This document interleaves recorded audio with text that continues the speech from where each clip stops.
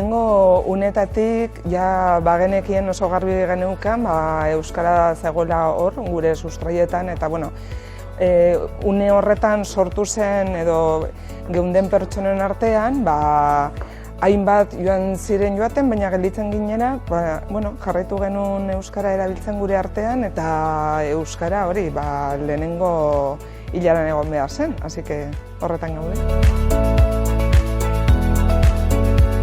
Iaztik aurrera pentsatu genuen estrategikoki hartzea euskara eta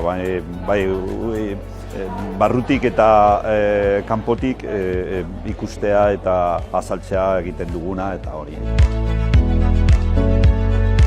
Ume pilo bat ikusten ditugulako klinikan eta bai kanpotarrak edo bai gasteiztarrak izanik beti euskaraz egite jo, txikiak normaltasunez egiten dute, baina kanpotik etortzen dira jende pilo bat euskalduna dakitelako gu euskaraz hitz egite lauka.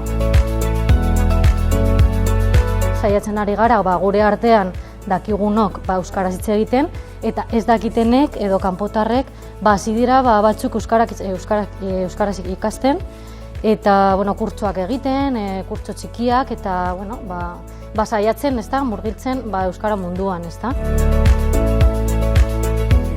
Prestatu ditugu hiztegi txiki pare bat euskara ez dakitenentzako kanpin barruan erabiltzen diren esaldi arruntak nolabait eskuz eukitzeko, ezta.